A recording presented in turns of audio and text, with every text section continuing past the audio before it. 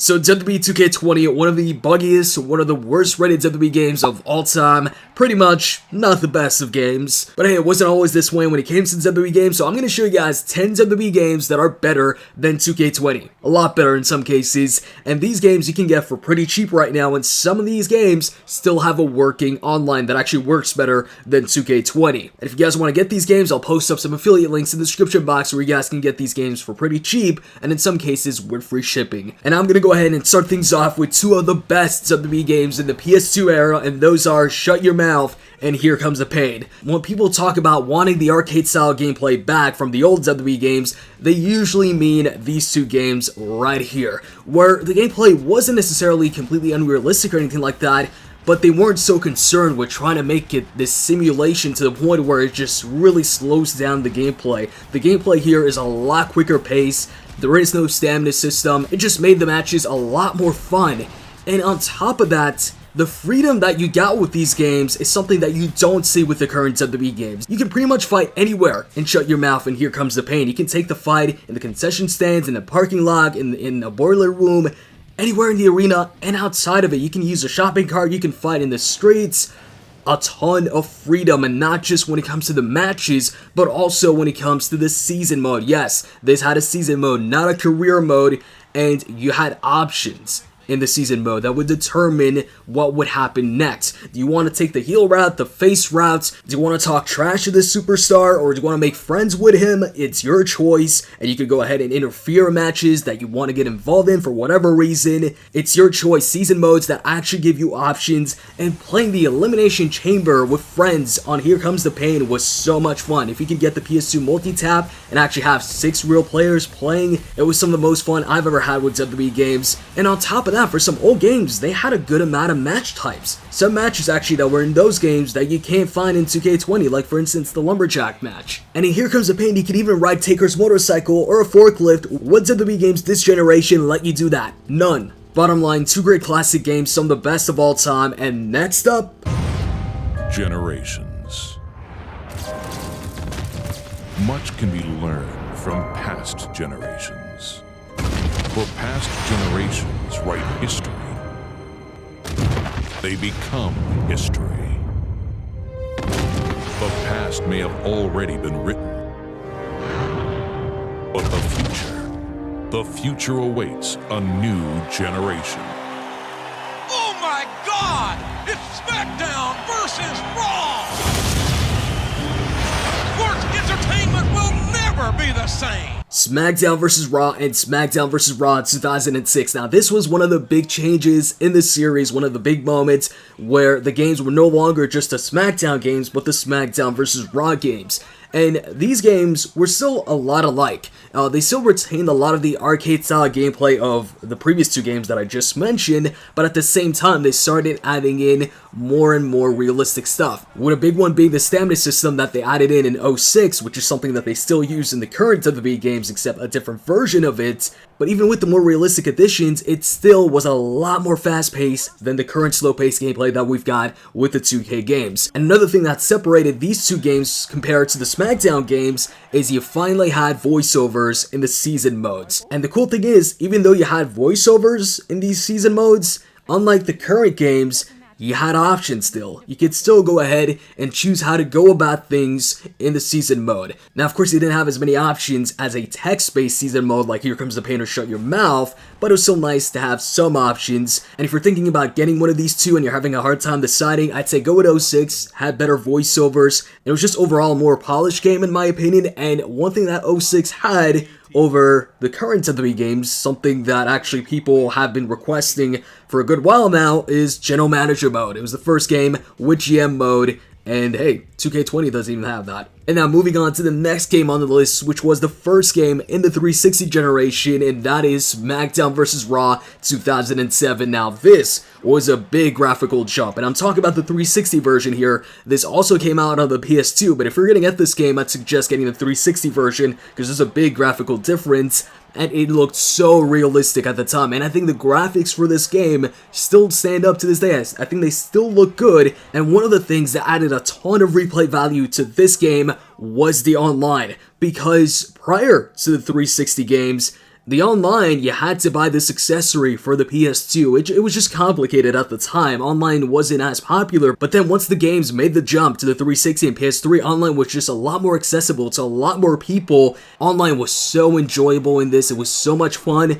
And guess what? Despite this game being like 13 years old, the online is still up. Unlike the 2K games, where they go ahead and shut off the online servers after like a year or two, the online for this game is still up, so you can still play online with friends. You just gotta have some friends with the game. So hey, if you guys got 07 and you want to play online, hit me up on Twitter or something like that. I'll gladly play with you guys. And the online system here is so much better than the current games. You've actually got a leaderboard system. You've actually got stats. So when you face off against somebody, you know their wins, their losses, their disconnect percentage, everything. It's all in there. You can even defend custom championships online. And multiplayer aside, this game had a lot of interactive environments in and outside of the ring. You even had a spot in the crowd where you could go ahead and fight and even jump off an elevated spot. And you know those carry grapples that they introduced in 2K18? Well, those were actually first introduced in Smackdown vs. Raw 2007 as Ultimate Control grapples, and I thought those were actually pretty cool. You could go ahead, grab somebody in the chokeslam position and walk around with them and either throw them outside the ring or through a table or through the announcer's table.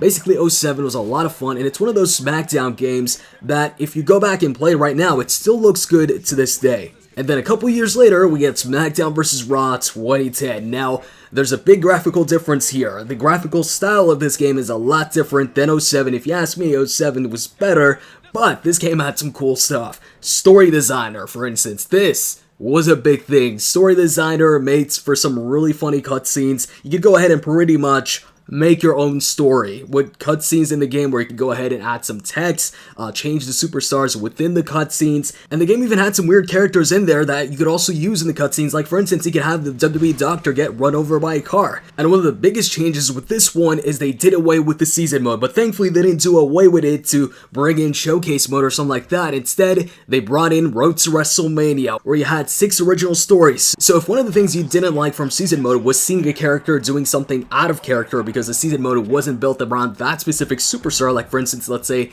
Undertaker goes ahead and starts flirting with Tori Wilson in the Smackdown vs. Raw season mode, this wouldn't happen in Road to WrestleMania because the original stories here were built for specific superstars. And this is also the game where they got rid of having 2 buttons for reversals, which was a good thing, and instead had you just reverse the moves with the right trigger, which by the way is so much better than the triangle button in 2K20. This game also had a unique main menu where at any point in time you could go ahead and practice the controls. And finally, when it comes to the online on the 360 version, just like 07, it's still up. So if you got some friends with the game, you can play with them. Then we move on to Smackdown vs. Raw 2011 and WWE 12, the last Smackdown vs. Raw game and the first just WWE game. So the reason why I'm pairing these two up is they both shared 2 things that I really liked. Number 1 was a new physics system that they had introduced with Smackdown vs. Raw 2011. This made Extreme Rules matches, no holds barred matches, TLC matches, basically anything with weapons, so much more fun. When you go ahead and chokeslam somebody on the steps or things like that, the impact felt so much better. You could go ahead, grab steel steps,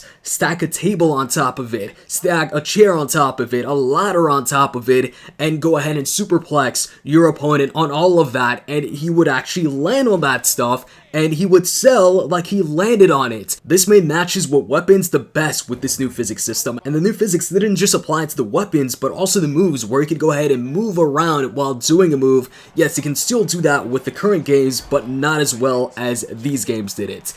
And the second thing that these 2 games had in common is original stories. These 2 games had the last Road to WrestleManias, with Smackdown vs. Raw 2011 having a free roam version. And while we do have My Career Now, and that is original in a way, in another way it isn't, because it's always kind of the same thing where it's you pick a creative character and the goal is to make it to the WWE. And as far as the online on the 360, 2011's is still up, but WWE 12's online servers are down. Then we move on to the best WWE 2K game, which honestly isn't even really a 2K game despite the name, because THQ and Yuke's were pretty much done with the game when 2K went ahead and acquired the series. So it was really the last THQ and Yuke's game, and it featured a lot of lasts. For instance, it was the last game to feature Create a Finisher, in this game called Create a Move, where you can create your own move.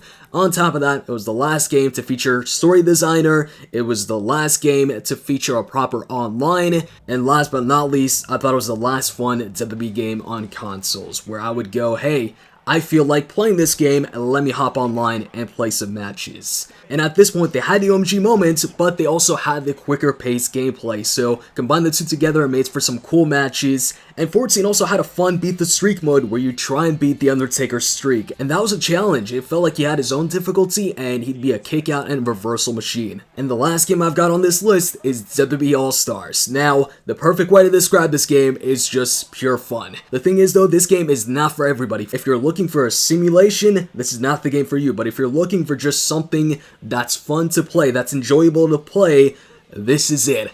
This game is totally different gameplay from the usual WWE games. Actually, this feels a lot like the TNA Impact game, because I think they used the same engine, but this was a lot better, and it had a mode called Fantasy Warfare, because this game really emphasized, you know, the legends versus the current superstars, past versus present, and Fantasy Warfare was exactly that. Fantasy matches, dream matches of past superstars and current superstars, like for instance, Steve Austin versus CM Punk, and before you play these matches, they'd have these custom video packages that were made for the game that were actually made really well. And as far as the story goes, it wasn't the strongest point, it was mostly matches with some cutscenes in there, but really the highlight of AllStars was the gameplay. It was unlike any WWE game of last gen and this gen as well. So that's it for the list, and if you want a game that's not WWE related, check out the new Chikara game. I made a video on it. The video is going to be on the right of your screen, and you can play as a pencil and a roll of toilet paper in the game, and the online is actually better than the 2K20. So in the comment section, let me know your top 3 WWE games, click the like button if you enjoyed the video, and I'm out. See ya!